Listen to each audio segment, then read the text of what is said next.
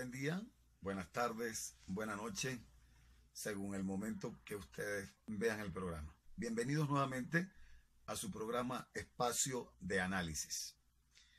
El tema de hoy se refiere específicamente a la pobreza como estrategia de dominio.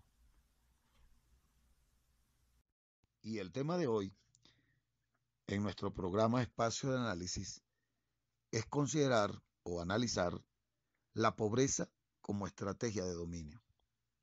Es importante recordar que la pobreza es una situación en la cual no es posible satisfacer las necesidades físicas y psicológicas e intelectuales básicas de una persona, por falta de recursos como alimentación, la vivienda, educación, la asistencia sanitaria, el agua potable o la electricidad. Es importante recordar o hacernos algunas preguntas, fundamentalmente, que nos llevan al análisis filosófico, sociológico, antropológico, desde una perspectiva racional y observar o darnos cuenta que el ser humano ha encontrado formas de ir al espacio. El ser humano en la actualidad tiene un planteamiento de, en una planificación a través de NASA, como lo ha dicho, de llegar a Marte en esta próxima década. Pero no es posible que no haya encontrado una fórmula para erradicar y o superar la pobreza. Y no ha sido posible por una sola razón, porque no les conviene. ¿A quién no les conviene? Algunas élites que están enquistadas en el poder, y para ello, por supuesto, tenemos que tener claros que no hay intereses de exiguar, de superar, de resolver, sino que por el contrario tienen el objetivo de mantener la pobreza como una estrategia de dominio para mantener las cuotas de poder político, organizacional, gerencial, entre otros, a nivel, a nivel mundial, en cuanto a la subordinación de la especie humana. Pero para ello tenemos que eh, irnos a la antigüedad y considerar en los momentos originarios de la creación del Estado. ¿Y por qué es menester considerar la creación del Estado? Puesto que en ese momento surge la división, la estratagema como estrategia de la división de las clases sociales. Y las clases sociales creadas fundamentalmente cuando una clase poderosa, la primera clase poderosa, de acuerdo a las estructuras evolutivas, sociológicas, antropológicas e históricamente hablando, fueron por la fuerza aquellos individuos que lograron tener y controlar a otros individuos a través del temor, a través del uso de la fuerza, y generaron, por supuesto, grupos poderosos que podían controlar a otros grupos más débiles. Y estos grupos débiles, subyugados, atemorizados, perseguidos, sucumbieron ante el poder de quienes ya se han mencionado anteriormente. Estos grupos, por supuesto, encontraron mecanismos coercitivos de control. El primero, como hemos dicho, a través de la fuerza. Y la forma originaria fue la esclavitud, forzar a aquellos que tenían menos posibilidades en el antagonismo que había surgido, por supuesto, en la división de clases que se había estado desarrollando, pero encontraron que una estrategia era mantener a un grupo subyugado.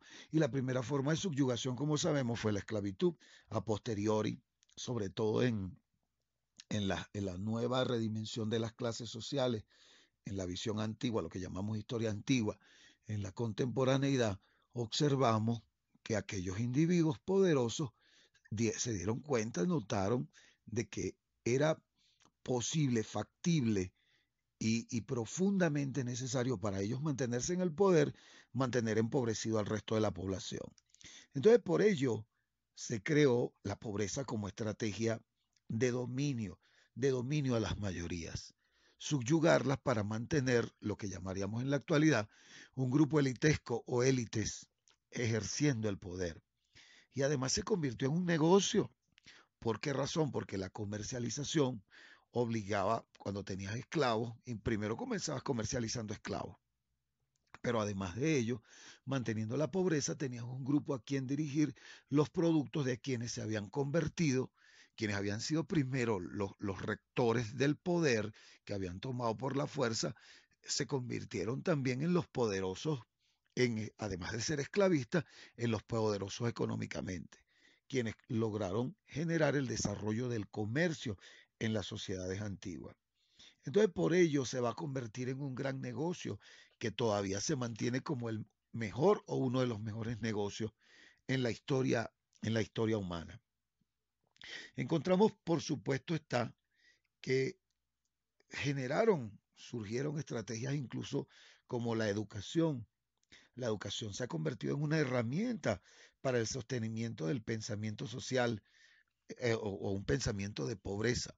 Es decir, el individuo va a una institución educativa que le vendió la idea de que iba a liberarlo, de que iba a darle la posibilidad de expandirse como individuo, pero el conocimiento es limitado. Si piensas más allá de lo que el sistema te permite, eres fustigado, eres perseguido. Si te conviertes en un crítico, eres fustigado, eres perseguido.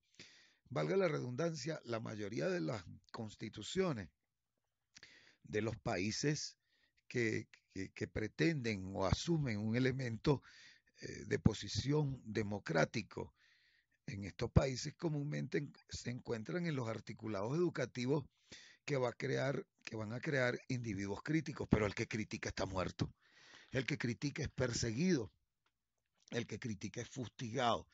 Y cuando hacemos referencia a esta fustigación, porque es que el objetivo es reproducir el pensamiento de pobreza, porque allí ha estado la clave históricamente.